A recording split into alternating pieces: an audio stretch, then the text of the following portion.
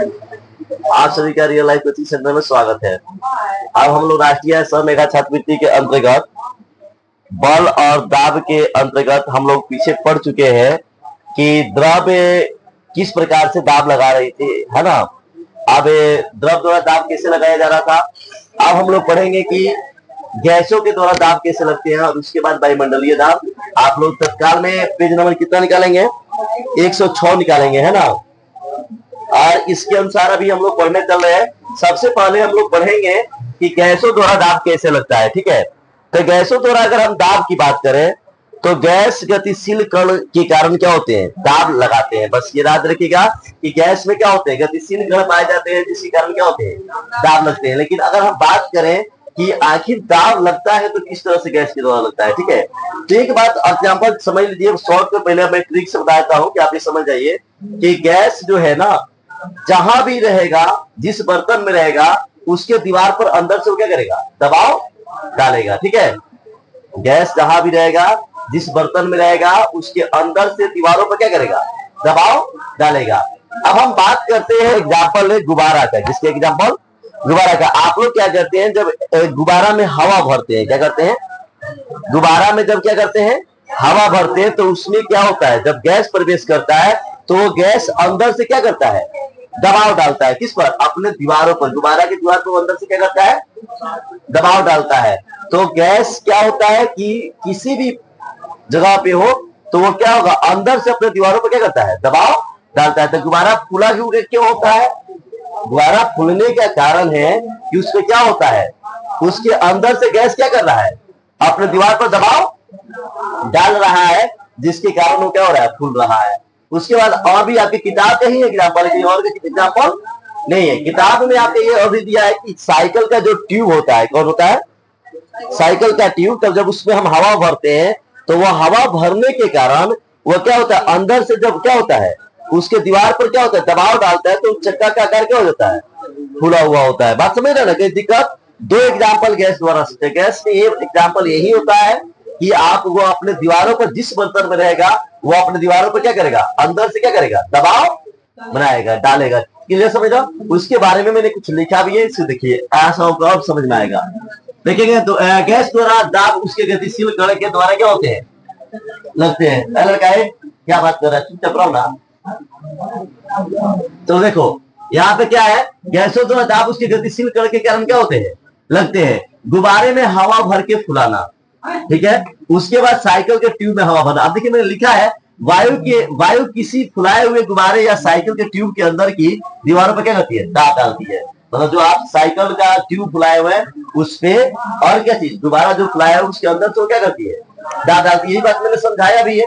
उसके बाद फिर क्या लिखा गया है, इस प्रकार हम कह सकते हैं कि गैस जिस बर्तन में रखी जाती है उसकी दीवारों पर दाब डालती है। मतलब गैस जिस बर्तन में क्या गिरता है, रखा जाता है, उसकी क्या होती है, उसकी दीवार पर क्या होती है, दाब डालती है। क्लियर समझ में। दोनों एग्जाम्पल क्या दिए, साइकिल का और किसका, गुब्बारे का। समझ में आ रहा है ना, कहीं भी किसी को दिक्कत। अब हमें पढ़ना है वायुमंडलीय दाब। क्या पढ़ना है, वायुमंडलीय दाब। तो वायुमंडलीय दाब से पहले हम लोग जानेंगे वायु क्या है, वायुमंडल क्या है। तो जानो कि हमारे चारों तरफ वायु है। क्या है, हमारे चारों तरफ क्या है, वायु है। वायु अर्थात हवा का क्या है, आवरण है। और इसी आवरण को हम लोग क्या बोलते हैं, वायुमंडल बोलते हैं। हमारे चारों तरफ क्या है, हवा ही हवा है, और इसी आवरण को हम लोग क्या बोलते हैं, वायुमंडल बोलते हैं। कहीं किसी को दिक्कत, वायुमंडल किसे कहते हैं, हम जानते हैं हमारे चारों तरफ क्या है, वायु है, और इसी वायु के आवरण को हम लोग क्या बोलते हैं, वायुमंडल कहते हैं। क्लियर, किसी को दिक्कत। और वायुमंडलीय क्या कहलाता है, वायुमंडलीय दाब क्या कहलाता है। तो वायुमंडल तो समझ गए। तो आप वायुमंडलीय दाब को शॉर्टकट में अगर परिभाषा देना चाहते हो लिख सकते हैं, वायु द्वारा लगाया गया दाब क्या कहलाता है, वायुमंडलीय दाब कहलाता है। वायुमंडलीय दाब वायुमंडल में सॉरी वायु द्वारा लगाया गया दाब क्या कहलाता है, वायुमंडलीय दाब कहलाता है। लेकिन आप उसके किताब की परिभाषा के अनुसार आओ तो क्या है कि वायुमंडल जो है उसमें वायु कुछ किलोमीटर तक, कुछ ऊंचाई तक क्या होती है, और इसी वायु के द्वारा जो दाब लगाया जाता है उसे हम लोग क्या बोलते हैं, वायुमंडल। हालांकि परिभाषा में ना स्पष्ट लिख भी दिया, देखेंगे यहाँ पे। सबसे पहले वायुमंडल, हम जानते हैं कि हमारे चारों ओर क्या है, वायु यानी हवा है, और वायु के इस आवरण को हम लोग क्या बोलते हैं, वायुमंडल कहते हैं। दिक्कत जो समझाया वही बात लिखे हुए।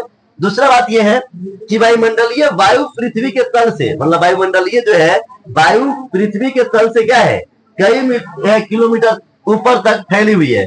और इस वायु द्वारा लगाए गए दाब को हम क्या कहते हैं, वायुमंडलीय दाब कहते हैं। वायुमंडल में क्या है, वायु जो है कई किलोमीटर ऊंचाई तक क्या हुआ है, फैला हुआ है। और इसी वायु के द्वारा जो दाब लगाया जाता है उसे हम लोग क्या बोलते हैं, वायुमंडलीय दाब कहते हैं। कहीं यहाँ तक दिक्कत किसी को, वायुमंडलीय दाब तक तो समझ गए। अब हम बात करते हैं, एक वायु स्तंभ लिखा गया है जो एक बेलन आकार का है। किस आकार का है, बेलन आकार का है। किस आकार का है बाबू, बेलन आकार का। उस बेलन स्तंभ में क्या किया गया है, हवा को भर दिया गया है।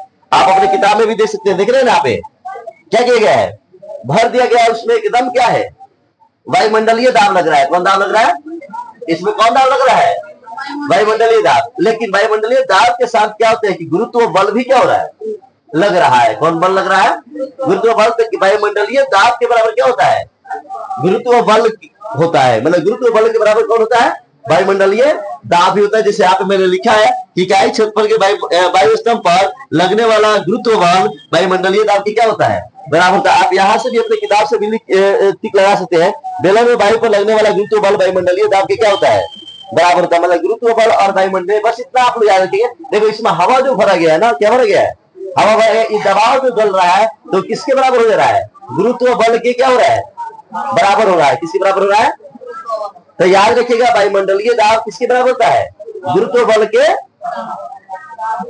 गुरुत्व बल के क्या होता है, बराबर होता है। मतलब ये याद रखिएगा कि वायुमंडलीय दाब जो होता है वो किसके बराबर होता है, गुरुत्व बल के बराबर होता है। अब हम एक बात करते हैं कि रबर का चूसक आपके एग्जाम्पल में यहाँ पे दिया है, देख रहे हैं ना, देखिए यहाँ पे।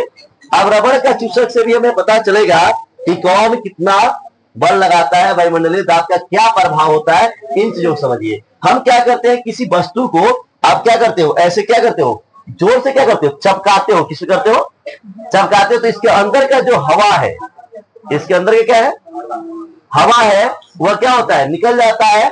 और बाहरी वायुमंडलीय दाब के कारण वह क्या होता है, चिपक जाता है। मतलब कोई भी वस्तु अगर इसको किसी सतह पर चिपकाते हो तो उसका चिपकने का कारण क्या है कि उसके अंदर का हवा क्या होता है, बाहर निकल जाता है। आप वायुमंडलीय दाब उसमें क्या होता है, लग जाता है। तो उस चूसक की बात करें, जो एक रबड़ का चूसक है, तो उसका जो कप है उसके वायु हवा क्या होती है, बाहर निकल जाती है। मतलब उसका जो हवा है बाहर निकल जाती है। बाहर से क्या करते हैं, जैसे चूसक ने इसमें दबाव डाले, क्या किए, दबाव डाले, तो उसके अंदर का हवा जो है क्या हो जाएगा, निकल जाएगा।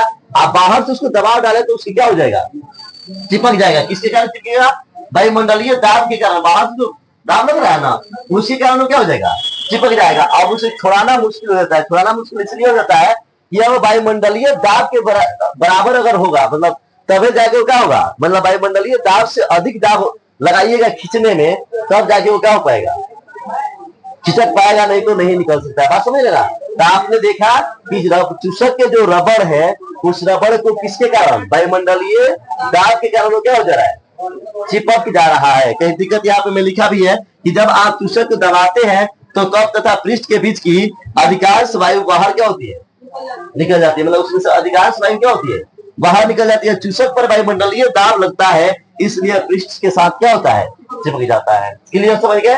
चूसक किसके कारण, वायुमंडलीय दाब के कारण क्या होता है, चिपक जाता है। या कोई भी वस्तु किसी जगह पर चिपकता है तो किसके कारण चिपकता है, वायुमंडलीय दाब के कारण। वायुमंडलीय दाब समझ, बाहर से क्या हो रहा है, दबाव बल रहा है किस तरह का। मतलब आप सतह बढ़ती का क्षेत्र पर लगने वाले बल को क्या करते हैं, भारतीय कार्य क्षेत्र पर लगने वाले बल को हम लोग दाब में कहते हैं, प्रेशर कहते हैं। क्या कहते हैं, इतना जल्दी सब क्लास याद करते हैं ना आप लोग, ठीक है। कहीं दिक्कत किसी को यहाँ तक समझने में, किसी को डाउट नहीं ना है। अगर किसी को कोई डाउट है तो बोलो। चलो यहाँ पे